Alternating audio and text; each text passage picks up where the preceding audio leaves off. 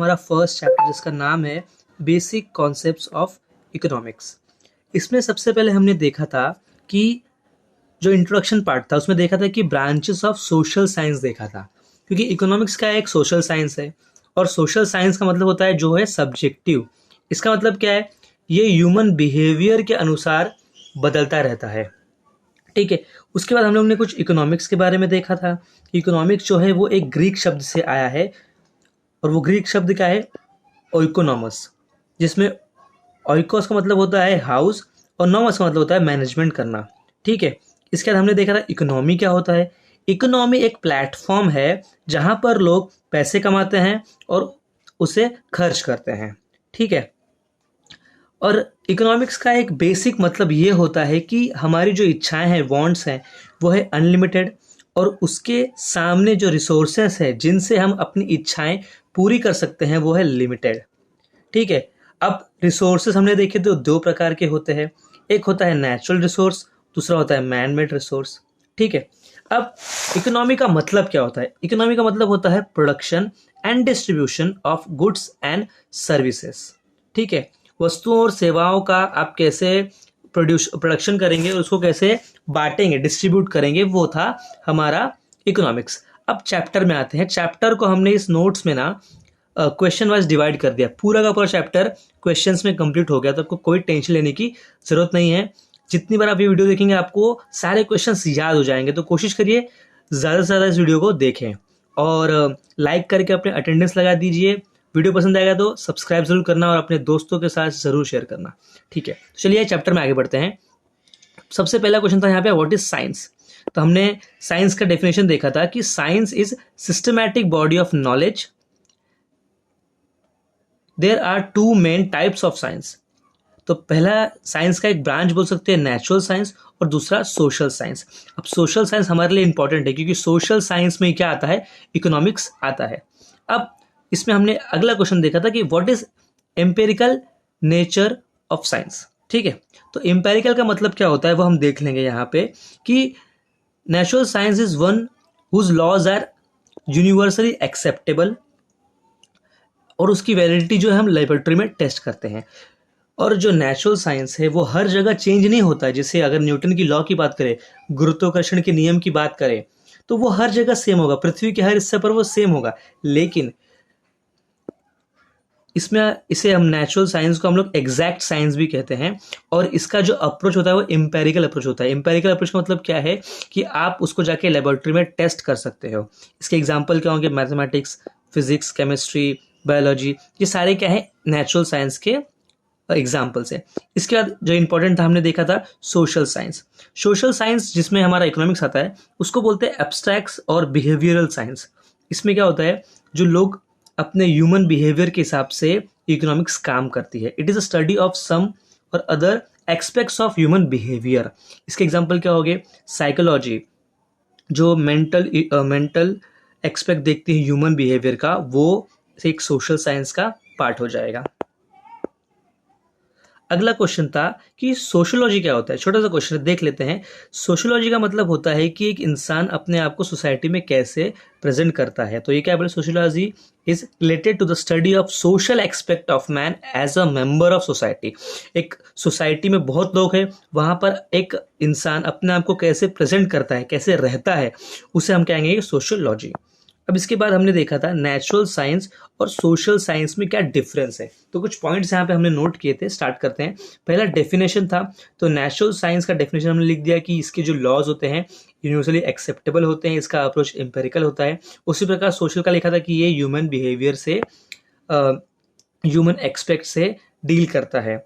दूसरा था approach, important point है, इसका अप्रोच क्या था, एम्पेरिकल। इसको हम लोग लेबोरेटरी में टेस्ट कर सकते हैं, किसको, नेचुरल साइंस को, जबकि सोशल साइंस को हम लोग लेबोरेटरी में टेस्ट नहीं कर सकते, इसलिए इसका अप्रोच क्या है, does not have empirical approach. दूसरा पॉइंट देखेंगे, थर्ड पॉइंट देखेंगे एक्सेप्टेबिलिटी। अब देखिए नेचुरल साइंस यूनिवर्सली एक्सेप्टेबल है, हर जगह एक्सेप्ट किया जाता है, जबकि नेचुरल सोशल साइंस जो है वो एक statement of general human tendencies है, लोगों की जो टेंडेंसीज होती हैं, इच्छाएं होती हैं, उनकी सोच जो होती हैं, उसके हिसाब से सोशल साइंस काम करता है। और लास्ट पॉइंट में आप लिख सकते हो एग्जाम्पल्स के तौर पर मैथमेटिक्स, फिजिक्स, केमिस्ट्री एग्जाम्पल हो जाएंगे नेचुरल साइंस के, जबकि साइकोलॉजी एग्जाम्पल हो जाएगा सोशल साइंस का। नेक्स्ट क्वेश्चन था व्हाट इज इकोनॉमिक्स। देखो यहाँ से आपका चैप्टर जो है सही मायने में शुरू होता है। यहाँ से आपको जो भी क्वेश्चंस कराए जाएंगे वो बहुत इंपॉर्टेंट होंगे आपके एग्जाम के लिए, और मैंने काफ़ी क्वेश्चंस को इंपॉर्टेंट मार्क किया है, तो वो आप ज़रूर करके जाना। ऐसा नहीं कि और क्वेश्चन छोड़ने हैं, लेकिन वो क्वेश्चन आप ज़रूर ज़रूर अच्छे से करके जाइए, ठीक है। अब देखते हैं इकोनॉमिक्स का मतलब क्या है। Economics is social science. पहले हमने समझ लिया कि इकोनॉमिक्स क्या है, एक सोशल साइंस है। उसके बाद इकोनॉमिक्स ये शब्द कहाँ से निकला है, इकोनॉमिक्स से निकला है, जिसका मतलब हमने देखा था कि इकोनॉमिक्स का मतलब होता है मैनेजमेंट ऑफ हाउस होल्ड। उसके बाद economics deals with economic expect of human behaviour. यहाँ पर इकोनॉमी मतलब पैसे को भी देखा जा रहा है, और ह्यूमन एक्सपेक्ट जो सोशल साइंस का एक पार्ट था उसे भी देखा जा रहा है। और इकोनॉमिक्स का सीधा मतलब होता है कि how human being satisfy unlimited wants with limited means, मतलब होता है रिसोर्सेस, ठीक है, संसाधन, जितने भी उसके पास संसाधन हैं उससे वो अपनी इच्छाओं को जो अनलिमिटेड है, जो बार बार आएंगी, उसको कैसे पूरा करता है। इसमें एक और पॉइंट हमने देखा था कि टाइप्स ऑफ इकोनॉमी कितनी होती है। तो यहाँ 3 टाइप की इकोनॉमी होती है। एक होती है कैपिटलिस्टिक, दूसरा होता है सोशलिज्म, तीसरा होता है मिक्स्ड। तो कैपिटलिस्टिक का मतलब फटाफट देख लेते हैं कि जहां पर पैसे का इस्तेमाल ज़्यादा होता है, मशीनों का इस्तेमाल ज़्यादा होता है। सोशलिज्म का आप बोल सकते हो एक एग्जाम्पल कि जहां पर लोगों का इस्तेमाल ज़्यादा होता है, जहां पर जनसंख्या ज़्यादा है, वहां पर शायद से सोशलिज्म का एग्जाम्पल होगा। और मिक्स्ड होता है जहां पर आप पैसे का भी उपयोग करेंगे और मैन पावर का भी उपयोग करेंगे। इंडिया आती है मिक्स्ड इकोनॉमी के अंदर। उसके बाद हमारे देश से ही जो अर्थशास्त्र निकला है, हमने उसका मतलब देखा था। तो अर्थशास्त्र का मतलब जो कौटिल्य ने दिया था, चाणक्य ने दिया था, उसका मतलब हम लोग देख लेते हैं। तो अर्थ का मतलब क्या था, वेल्थ, मतलब पैसा, और शास्त्र का मतलब था साइंस, और अर्थशास्त्र का मतलब था एक्वायरिंग एंड मैनेजिंग वेल्थ, मतलब आप पैसों को कैसे जमा करेंगे, इकट्ठा करेंगे, और उसको मैनेज कैसे करेंगे, उसका यूज करके अपनी अनलिमिटेड इच्छाओं को पूरा कैसे करेंगे, इसी का मतलब था अर्थशास्त्र। अब जब हमने अर्थशास्त्र पढ़ा तो कौटिल्य ने कुछ इंपॉर्टेंट पॉइंट बताए थे, वो हम देख लेते हैं। पहला क्या था, crucial role of state government. अब यहाँ पर कौटिल्य के अनुसार कि अगर आपको पैसे को मैनेज करना है, एक्वायर करके मैनेज करना है, तो यहाँ पर कहीं ना कहीं गवर्नमेंट का एक बहुत इंपॉर्टेंट रोल होने वाला है। Focus on creation of wealth as the means to ensure welfare of the state. और ये जो गवर्नमेंट बनेगी वो क्या करेगी, ज़्यादा से ज़्यादा पैसा क्रिएट करने के पीछे भागेगी, जिससे वो अपने देश के देशवासियों का भला कर पाए। तीसरा क्या है, अब इतना सब चीज़ें हो रही है तो उसको देखने के लिए, इन सब चीज़ों को मैनेज करने के लिए एक इफिशिएंट एडमिनिस्ट्रेटिव, मतलब आप कह सकते हैं एक मैनेजमेंट अच्छा होना चाहिए देश का। और क्या बोला है, compilation of political ideas into अर्थशास्त्र। और अर्थशास्त्र जो इकोनॉमिक्स है उसके अंदर आपको पॉलिटिकल आइडियाज को भी डालना पड़ेगा। तो ये 4 पॉइंट थे जो कौटिल्य ने अपने द्वारा बताए थे, अपनी बुक्स में, अपने जो लिपियां होती हैं उसमें बताए थे, ठीक। अब यहाँ पे एक बहुत इंपॉर्टेंट क्वेश्चन है, definition of economics as per Adam Smith. देखिए ये श्योर शॉर्ट है कि ये क्वेश्चन आपको पेपर में मिलने वाला है, ठीक है, तो इसको बिल्कुल मिस मत कीजिएगा, ठीक है। अब एडम स्मिथ द्वारा दी गई इकोनॉमिक्स की पहली डेफिनेशन। तो क्लासिकल इकोनॉमिस्ट थे एडम स्मिथ, इनको फादर ऑफ इकोनॉमिक्स भी कहा जाता है, क्योंकि इसके पहले इकोनॉमिक्स को एज अ सब्जेक्ट नहीं पढ़ाता था अलग से, उसको ह्यूमैनिटीज़ एक सब्जेक्ट था, उसी के साथ में पढ़ते थे। लेकिन इनके रिसर्च और इनके प्रयासों के बाद ही शायद इकोनॉमिक्स को एज ए अलग सब्जेक्ट पढ़ना ज़्यादा स्टार्ट किया गया, ठीक है। तो एडम स्मिथ के अनुसार क्या था, इकोनॉमिक्स क्या है, साइंस ऑफ वेल्थ, बस पैसे का विज्ञान था इकोनॉमिक्स एडम स्मिथ के अनुसार। और उन्होंने ये डेफिनेशन, एक बुक थी उनकी, an inquiry into the nature cause of wealth of nation, इस बुक में उन्होंने ये डेफिनेशन बताई थी। आगे बढ़ते हैं। अब नेक्स्ट, ऐसे जब मैंने कहा था आपको कि जो ये साइंस है, सोशल साइंस है हमारा इकोनॉमिक्स, तो हर जगह अपने अपने वो लोग व्यू देंगे। ये लोगों के अनुसार चेंज होगा। तो टाइम बदला और इसी के साथ डेफिनेशन ही बदली।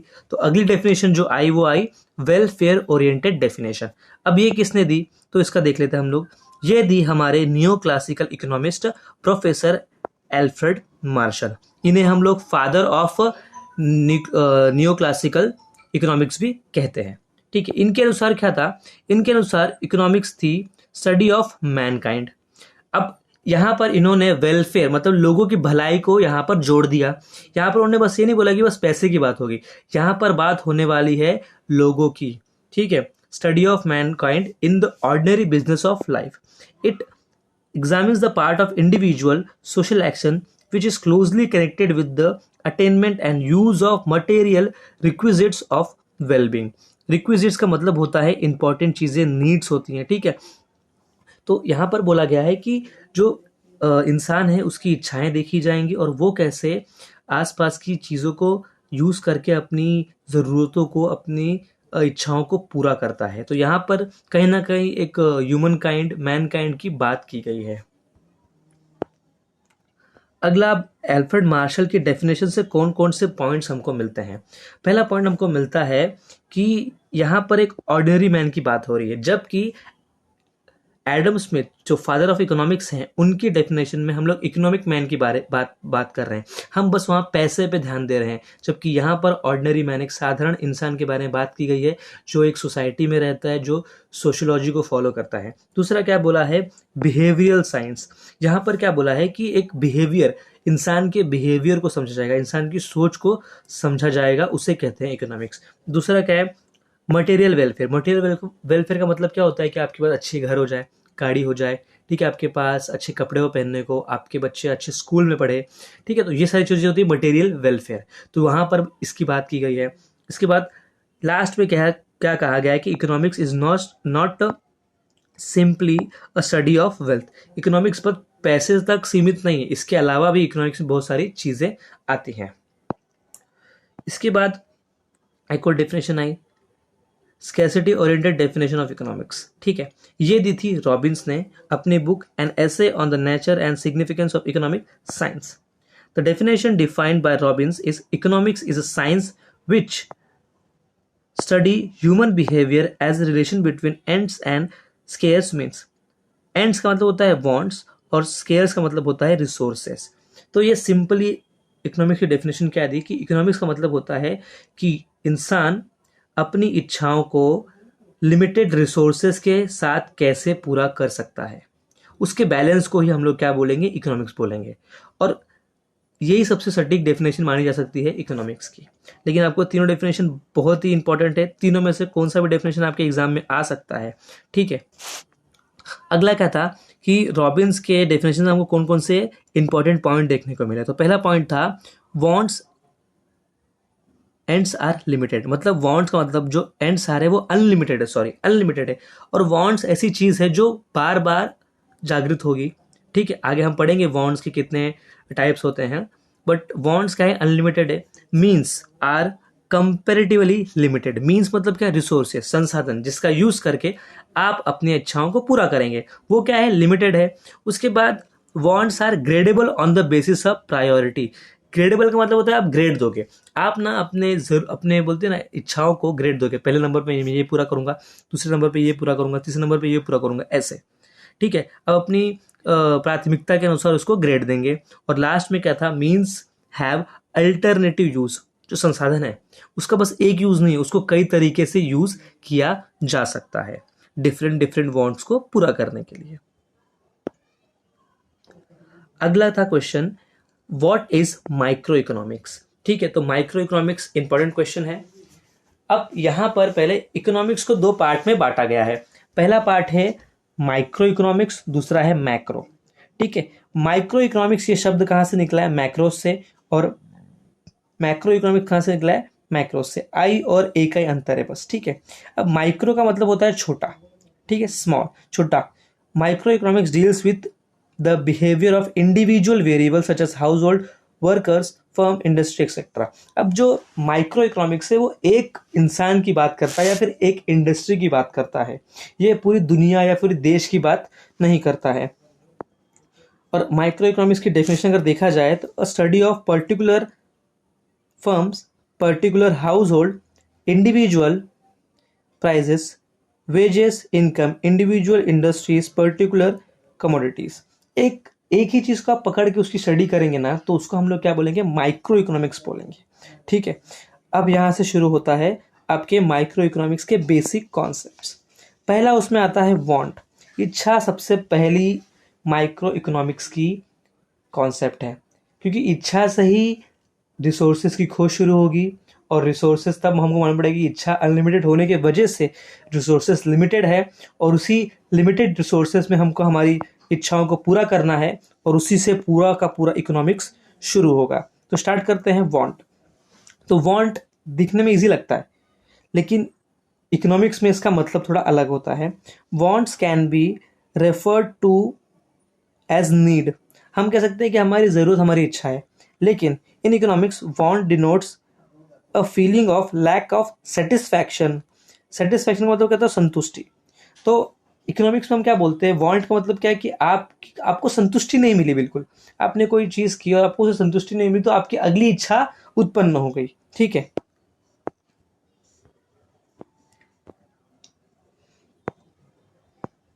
अब यहाँ पर क्या है, यहाँ पर बताया है, अगला क्वेश्चन क्या है, अ, ऐसे दो रीजन बताए गए थे टेक्स्ट बुक में, इसको मैंने क्वेश्चन के फॉर्म में ले लिया है कि ऐसे कौन से दो रीजन है जिसके वजह से ह्यूमन वांट ग्रो कर रहा है, ह्यूमन की इच्छाएं बढ़ रही है। सबसे पहला रीजन है इन्वेंशन और इनोवेशन। हमेशा आविष्कार हो रहे हैं, नई नई चीज़ें आ रही है, टेक्नोलॉजी आ रही है, तो इस टेक्नोलॉजी के आने की वजह से इंसान की जो इच्छाएं हैं वो दिन ब दिन बढ़ती जा रही है, और दूसरा इंसान भी तो बढ़ते जा रहे हैं, राइज इन पॉपुलेशन। तो पॉपुलेशन और इनोवेशन, इन्वेंशन, ये रीज़न है इंसान की इच्छाओं को बढ़ाने में। अब हम देखेंगे कि कैरेक्टरिस्टिक्स ऑफ वांट, मतलब ये वांट्स के फीचर क्या है, खूबियाँ क्या है। तो पहला है वांट्स आर अनलिमिटेड, सबसे इजी, और इसके लिए मैंने आपको स्टोरी बताई थी कैसे इन पॉइंट्स को याद रखना है। अगर आपको स्टोरी याद है तो आप कमेंट बॉक्स में बताएं, ताकि और जो स्टूडेंट है जो इसको देख रहे हैं उनकी भी हेल्प हो जाए। तो वांट्स आर अनलिमिटेड, पहला तो ये है। पहला क्या बोला है, wants not only arise again and again but they are also unending. ठीक है, ऐसा नहीं कि वांट्स हमेशा आते रहेंगे, ये ऐसा भी है कि वो कभी खत्म नहीं होने वाली। इसको एक्सेप्ट कर लीजिए कि आपकी इच्छाएं कभी भी खत्म नहीं होने वाली है, और वो क्या होगी, go on multiply in numbers, और हमेशा वो ना बढ़ती जाएंगी, वो कभी कम नहीं होने वाली हैं। ठीक है, wants are recurring in nature. देखिए पहले से दूसरा पॉइंट कनेक्टेड है। वांट्स आर रिकरिंग मतलब वो बार बार लगातार आएंगे, कुछ इच्छाएं लगातार आएंगी, जैसे खाने की इच्छा, ठीक है, अच्छा रहने की इच्छा, और कुछ होगी ओकेशनली, जैसे सर्दियों में आप कहीं घूमने जा रहे हो, ठीक है, वेकेशन की इच्छा। ये सारी इच्छाएं ओकेशनली होंगी, कभी कभी आएंगी, और कुछ इच्छाएं लगातार आती रहेंगी। अगला क्या है, वांट्स डेफर विथ एज। अब इसका मतलब क्या है कि जो इच्छाएं होती हैं वो एज के अनुसार बदलती है। ठीक है, जैसे आपकी एज बढ़ेगी वैसे वैसे आपकी इच्छाएं चेंज होने लगेंगी। Wants defer with gender. देखिए मेल और वुमेन, मैन और वुमेन के जो वांट्स होते हैं अलग अलग होते हैं। जो मैन होता है उसकी इच्छाएं अलग होंगी, जो विमेन होगी उसकी इच्छाएं अलग होंगी। जेंडर के हिसाब से भी वांट्स का फर्क पड़ता है। उसके बाद preferences.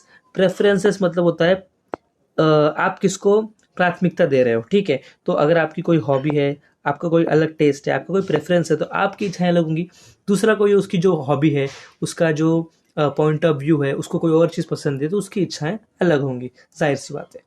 What wants refer with season. अब सीजन मतलब क्या, सर्दी का मौसम आ गया, गर्मी का मौसम आ गया, तो आपकी देखो इच्छाएं चेंज होंगी। सर्दी के मौसम में जो खाने की चीज़ें आप वो अलग चीज़ खाओगे, कपड़े जो है अलग चीज़ें पहनोगे। ठीक है, उसी तरह गर्मी में आप अलग चीज़ों की वांट रखोगे। बारिश के मौसम में आपको छाता है चाहिए, उसकी वांट हो जाएगी आपको। तो ऐसे वो सीज़न के साथ भी चेंज होते हैं।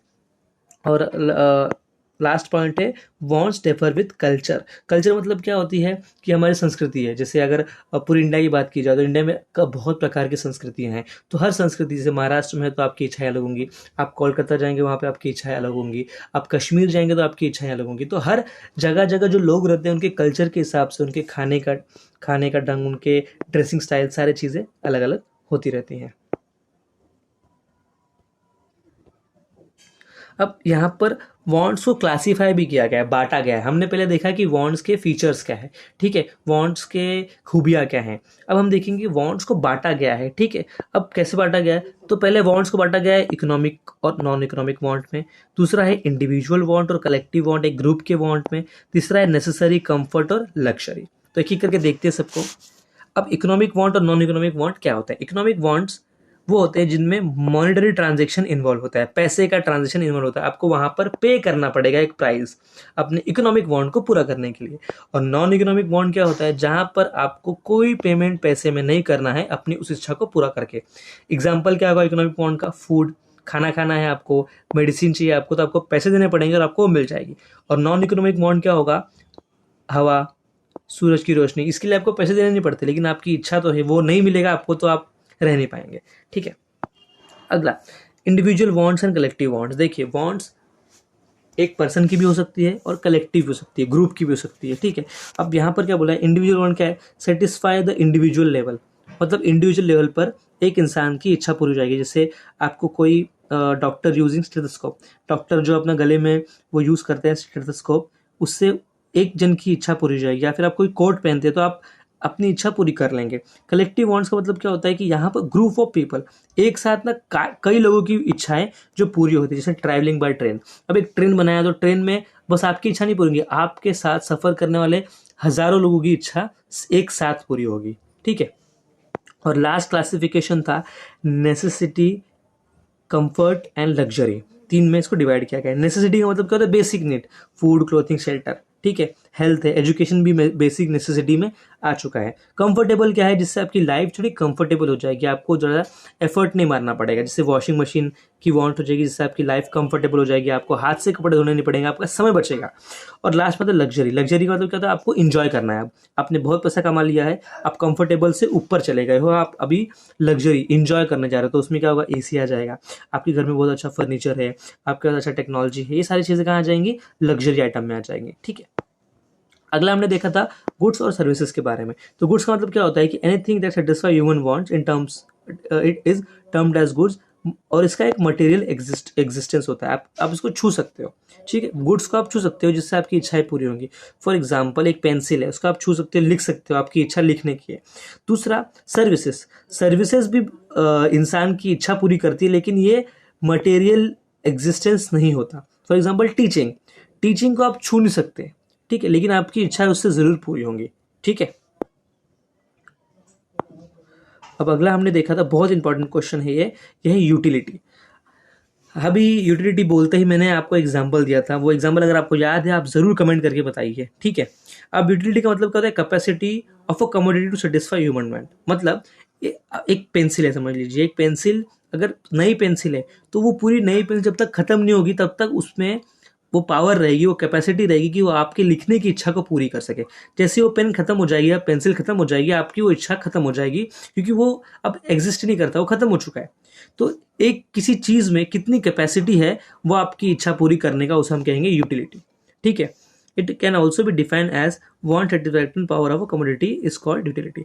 और इसको ऐसे ही बोलेंगे कि एक वस्तु में या फिर गुड्स या सर्विस, दोनों में से कोई भी ले सकते हो आप, गुड्स और सर्विसेज में आपकी इच्छा पूरी करने में आपकी इच्छा पूरी करने के लिए कितनी ताकत है, किस हद तक वो आपकी इच्छा पूरी कर सकते हैं। आप इसको एग्जाम्पल समझते हैं कि समझ लीजिए आपने एक रसगुल्ला खाया, ठीक है, आपने दूसरा रसगुल्ला खाया, तीसरा भी खाया, चौथा भी खाया। अब चौथा खाने के बाद ना आपका मन भर गया, तब अगला रसगुल्ला जो पांचवा आएगा ना, वो आपका इतना इच्छा पूरी नहीं कर पाएगा, क्योंकि पहले चार रसगुल्लों ने आपकी इच्छा पूरी कर दी है। तो उसकी यूटिलिटी आपके लिए चार थी कि चार रसगुल्ले में आप रसगुल्ला का जो टेस्ट ले लोगे और आपकी यूटिलिटी खत्म हो जाएगी, ठीक है। अगला क्वेश्चन देखते हैं, वेल्थ। अब वेल्थ का मतलब क्या होता है, वेल्थ का मतलब होता है कि किसी भी चीज जो आपके पास है उसकी मार्केट वैल्यू होनी चाहिए, और दूसरा वो एक्सचेंज होना चाहिए पैसे के अगेंस्ट, ठीक है। अगर वो एक्सचेंज होता है और उसकी मार्केट वैल्यू है, मार्केट में वो बिक सकता है, तो वो आपके वेल्थ में आ जाएगा। अब कुछ पैरामीटर्स दिए गए हैं कि आप वेल्थ को या फिर किसी चीज को आपको वेल्थ कहना है तो आप क्या चीजें उसमें होनी चाहिए, क्या खूबियां होनी चाहिए उस चीज में कि आप उसको वेल्थ बोलोगे। फॉर एग्जाम्पल एक घर एक वेल्थ के रूप में काउंट किया जाता है, तो घर में ऐसी क्या चीजें होती हैं कि उसको हम लोग वेल्थ बोलते हैं। तो घर में क्या होती है, यूटिलिटी होती है, आपकी इच्छा पूरी करने की कैपेसिटी तो होती है, स्केर्सिटी होती है, ट्रांसफरेबिलिटी होती है और एक्सटर्नलिटी होती है। ठीक है, चलिए पैसा वेल्थ में आता है, तो पैसे की तो यूटिलिटी है, वो हमारी उसमें इतनी कैपेसिटी हो कि वो हमारी सारी इच्छाएं पूरी कर पाए। दूसरा scarcity, commodity commodity must be scarce in supply in relation to demand. अब पैसा है, उसकी जो सप्लाई है वो लिमिटेड है as compare to your demand. ठीक है, आपकी बहुत डिमांड है, आपको चाहिए कि आप महंगे कपड़े खरीदें, महंगी गाड़ियाँ खरीदें, लेकिन आपके पास जो पैसा है वो लिमिटेड है, इसीलिए वो वेल्थ के रूप में काउंट होगा। ट्रांसफरेबिलिटी, ट्रांसफरेबिलिटी का मतलब होता है पर्सन टू पर्सन और प्लेस टू प्लेस आप उस वेल्थ को ट्रांसफर कर सकते हो, और वो जो पॉसिबल है वो तो टेंजिबल मतलब दिखने वाली चीज़ों से ही, टेंजिबल से मतलब आप गुड्स को ट्रांसफर कर सकते हो, आप सर्विसेज को वेल्थ में काउंट नहीं कर सकते। इसका सीधा मतलब यही है। इसमें एग्जांपल दिया ज्वेलरी, जैसे ज्वेलरी है तो आप किसी पर्सन को दे सकते हो और वो पर्सन पहन के किसी दूसरे देश में, दूसरी जगह पे भी जा सकता है। और लास्ट पॉइंट था एक्सटर्नलिटी। एक्सटर्नलिटी का मतलब होता है कि वो ह्यूमन बॉडी से बाहर होना चाहिए। आप ये नहीं बोल सकते मेरी किडनी मेरा एसेट है, ठीक है, वो ह्यूमन बॉडी से बाहर होना चाहिए जिसको आप ट्रांसफर कर पाओ। जैसे बैग, चेयर एग्जाम्पल दिया गया है। ठीक है, अब देखते हैं एक और इम्पोर्टेंट क्वेश्चन, पर्सनल इनकम का मतलब क्या होता है। देखिए, पर्सनल इनकम का मतलब होता है आपकी अर्निंग्स जो आपने हर तरीके से कमाई है, आपने सैलरी से कमाई है, आपने बिजनेस करके कमाई है, आपने किसी चीज को बेच के कमाई है, सबको मिलाकर आप बोलेंगे पर्सनल इनकम। और इसके साथ जुड़ा हुआ एक क्वेश्चन है पर्सनल डिस्पोजेबल इनकम, पीडीआई। ठीक है, तो पीडीआई क्या है, आपने पर्सनल इनकम कमाई, उसमें से आप टैक्स को घटा दीजिए। कौन सा टैक्स? इनकम टैक्स, जीएसटी नहीं, इनडायरेक्ट टैक्स नहीं, जो आप डायरेक्ट गवर्नमेंट को पे करते हो उसको बोलेंगे इनकम टैक्स। तो इनकम टैक्स या डायरेक्ट टैक्स को आप हटा देंगे तो आप क्या क्या बन जाएगा, वो पीडीआई। इसका मतलब क्या है सर? इसका मतलब ये है कि आपके पास उतना पैसा बचा जिसको आप एक्चुअल में जाके खर्च करोगे। आप पहले पैसे कमाओगे, पैसे कमाने के बाद आप उसमें से टैक्स भरोगे, टैक्स भरने का जो आपके पास पैसा बचा उसको आप जाके खर्च करोगे या इन्वेस्ट करोगे या सेव करोगे, तो उसी को क्या बोलेंगे, PDI, personal disposable income. Dispose का मतलब होता है कि आप उसको जाके खर्च करोगे। ठीक है, अगला देखते हैं, किसी भी कंट्री में 4 टाइप के इकोनॉमिक एक्टिविटी होती है, वो कौन कौन सी है? पहला है प्रोडक्शन, दूसरा है डिस्ट्रीब्यूशन, तीसरा है एक्सचेंज और चौथा है कंजम्पशन। अब एक एक करके चारों को देख लेते हैं। अब देखते हैं प्रोडक्शन। प्रोडक्शन का मतलब होता है क्रिएशन ऑफ यूटिलिटी, मतलब ऐसी चीज बनाना जो आपकी इच्छा पूरी कर दे, उसको आप बोलेंगे प्रोडक्शन। ठीक है, आपने कोई चीज बनाई जिसका कोई यूज नहीं है, ठीक है, तो वो प्रोडक्शन में काउंट नहीं होगा। ठीक है, अब प्रोडक्शन करने के लिए ना कुछ 4 चीजों की जरूरत होती है। पहला क्या है? लैंड, दूसरा है लेबर, तीसरा है कैपिटल और चौथा है एंटरप्रेन्योर। ठीक है, देखते हैं कि करके हम सबको। अब देखते हैं लैंड का मतलब क्या होता है। अब लैंड का मतलब क्या है? लैंड का मतलब तो पहले ये नेचुरल फैक्टर ऑफ प्रोडक्शन है, मतलब ये नेचर। अब देखो, इसको मैन मेड रिसोर्स बोलेंगे नहीं, क्योंकि ये तो जितना दिया गया है उतना ही हो सकता है। ठीक है, इसको हम बढ़ा नहीं कर सकते। ठीक है, तो लैंड क्या है? नेचुरल फैक्टर ऑफ प्रोडक्शन है। फिर लैंड का मतलब देखो इकोनॉमिक्स में अलग है। लैंड का मतलब क्या होता है? On, above and below the surface of earth is called land. जो भी चीजें पृथ्वी की सतह पर पाई जाएंगी, उसके ऊपर पाई जाएंगी और उसके नीचे पाई जाएंगी, इन तीनों को हम लोग क्या बोलेंगे? लैंड बोलेंगे। एग्जाम्पल दिया है कि मिनरल्स, ठीक है, वो बिलो द लैंड पाए जाते हैं। अगर आप खोदोगे तो आपको तत्व मिलेंगे, तो वो भी लैंड में आएगा। आपको सरफेस पे क्या मिलता है? पानी मिलता है या फिर मिट्टी मिलती है, वो भी लैंड में काउंट होगा। और सरफेस के ऊपर, सतह के ऊपर आपको हवा, सूर्य की रोशनी, ये सब चीजें मिलती है, ये भी लैंड में काउंट होगा इकोनॉमिक्स के अंदर। अब लैंड आपको क्या कमा के देता है? रेंट कमा के देता है, तो ये उसकी प्रोडक्टिव एक्टिविटी हो गई। ठीक है, अब लेबर देखते हैं। अब लेबर सुनते ही पता है हमारे दिमाग में क्या आता है? लेबर मतलब क्या? जो मजदूर काम करता है ना, वो। ऐसा नहीं है। इकोनॉमिक्स में क्या होता है कि आप फिजिकल काम करें या मेंटल काम करें, आप दोनों काम में ही लेबर आएंगे। और लेबर क्या है? ह्यूमन फैक्टर ऑफ प्रोडक्शन है। लैंड क्या था? लैंड क्या था बताओ कमेंट में फटाफट। हाँ, लैंड था नेचुरल फैक्टर ऑफ प्रोडक्शन, जबकि लेबर क्या है? Human factor of production. Very good. अब लेबर क्या है? लेबर क्या कर देता है? आपको वेजेस कमा के देता है, सैलरी कमा के देता है। ठीक है, सैलरी बोलो वेजेस बोलो, दोनों एक ही चीज है। तो आप काम करते हो, आपको उसके आगे सैलरी मिलती है, तो ये लेबर का क्या है? प्रोडक्टिव एक्टिविटी है। अगला था कैपिटल। कैपिटल का मतलब क्या होता है कि कैपिटल ऐसी चीज है, कैपिटल आप बोल सकते हो पैसा लगाना मशीनरी यूज़ करना, इसको हम लोग कैपिटल बोलेंगे, ठीक है। ये क्या है, man made factor of production है। और कैपिटल आपको क्या कमा के देता है, इंटरेस्ट कमा के देता है। फॉर एग्जांपल आपने कोई बिजनेस स्टार्ट करना है, तो आपने उसमें पैसा लगाया तो आप जैसे एक बैंक ने आपको लोन दिया, उसने आपके बिजनेस में पैसा लगाया, तो लोन पे क्या कमाएगा, इंटरेस्ट कमाएगा, ठीक है। आप उसने उस पैसे से आपने क्या किया, मशीनरी खरीद ली, ठीक है। तो मशीनरी कैपिटल में आ जाएगी आपके बिजनेस के हिसाब से, लेकिन आप उस पर क्या भर रहे हो, हमेशा इंटरेस्ट भर रहे हो। तो इंटरेस्ट कमा के देना कैपिटल का काम है। लैंड कमा के देगा आपको रेंट, लेबर कमा के देगा सैलरी या वेजेस, और कैपिटल कमा के देगा आपको इंटरेस्ट। Very good. अब अगला लेते हैं, एंटरप्रेन्योर मतलब क्या होता है। एंटरप्रेन्योर होता है ऑर्गेनाइजर, और ये एक स्पेशल काइंड ऑफ लेबर होता है। ये भी एक लेबर है, लेकिन एक स्पेशल काइंड ऑफ लेबर है, ठीक है। ये ऑर्गेनाइजर है, मतलब ये कैपिटल, लैंड और लेबर, इन तीनों को ऑर्गेनाइज करके बिजनेस को स्टार्ट करने का काम करता है। आप बोल सकते हैं बिजनेसमैन एक एंटरप्रेन्योर होता है, ठीक है। अब भाई भैया इसका क्या प्रॉफिट है, इसका क्या मतलब इसमें रिवॉर्ड है। जैसे लैंड का तो रेंट था, लेबर का तो वेजेस था, और कैपिटल का तो इंटरेस्ट था, तो इसको मिलता है प्रॉफिट, ठीक है। ये जो सब कुछ खर्चा निकाल के जो अंत में जो आपने बचाया, प्रॉफिट मिला, वो कौन लेके जाएगा, एंटरप्रेन्योर लेके जाएगा, ठीक है। अब देख लेते हैं, दूसरा पार्ट था हमारा डिस्ट्रीब्यूशन। डिस्ट्रीब्यूशन का मतलब क्या होता है, डिस्ट्रीब्यूशन का मतलब होता है कि जो भी हमारे चारों फैक्टर ऑफ प्रोडक्शन थे, कौन कौन से, लैंड, लेबर, और बोलो कैपिटल और एंटरप्रेन्योर, इन चारों में उनका उनका हिस्सा बांट देना। फॉर एग्जांपल लैंड को हम लोग ने रेंट दे दिया, लेबर को हम लोग ने वेजेस दे दिया, कैपिटल को हम लोग ने इंटरेस्ट दे दिया, और एंटरप्रेन्योर अपना प्रॉफिट लेके चला गया। जब ये चारों चीजें बढ़ जाएंगी तो उसको बोलेंगे डिस्ट्रीब्यूशन, सिंपल। अगला था एक्सचेंज का मतलब क्या होता है। एक्सचेंज का मतलब होता है sale and purchase of goods and services, खत्म। जहाँ पे आपको एक पैसा देना है, पैसा दोगे तो आपको उसके बदले सर्विसेज मिलेगी या फिर कोई गुड्स मिलेगा, उसको बोलेंगे एक्सचेंज हो गया। और कंजम्पशन मतलब क्या, आपने जो सेवाएं पैसे देके ली, आपने जो गुड्स दिए पैसे देकर, उसको आपने यूज कर लिया, उससे आपने अपनी इच्छाएं पूरी कर ली, उसको ही बोलेंगे कंजम्पशन। बहुत ही ईजी था। अब हमने माइक्रो इकोनॉमिक्स के सारी चीजें पढ़ ली। अब पढ़ रहे हैं हम लोग मैक्रो इकोनॉमिक्स। मैक्रो इकोनॉमिक्स मतलब क्या होता है, एग्रीगेट और टोटल। मतलब यहाँ पर अभी किसी एक इंडिविजुअल की बात नहीं हो रही है, यहाँ पर अब सबको मिला लिया गया है, टोटल कर लिया गया, एग्रीगेट कर लिया। जैसे टोटल एम्प्लॉयमेंट, नेशनल इनकम, पूरे देश की इनकम की बात करेंगे, पूरे देश के आउटपुट की बात करेंगे, टोटल इन्वेस्टमेंट की बात करेंगे, ऐसे करके पूरा जब आप टोटल कर लोगे तो वो हो जाता है मैक्रो इकोनॉमिक्स। तो ऐसा आप कह सकते हो कि sir micro economics macro economics से जुड़ा होता है। अब माइक्रो इकोनॉमिक्स का एक बड़ा पार्ट है नेशनल इनकम। नेशनल इनकम क्या है, नेशनल इनकम से ना किसी भी देश का परफॉर्मेंस हमको मालूम पड़ता है, और नेशनल इनकम के नाम से समझ में आ रहा है कि पूरे देश की इनकम कितनी है। नेशनल इनकम को क्या बोलेंगे हम लोग, national income is the aggregate monetary value of all kinds of goods and services produce in an economy during a year.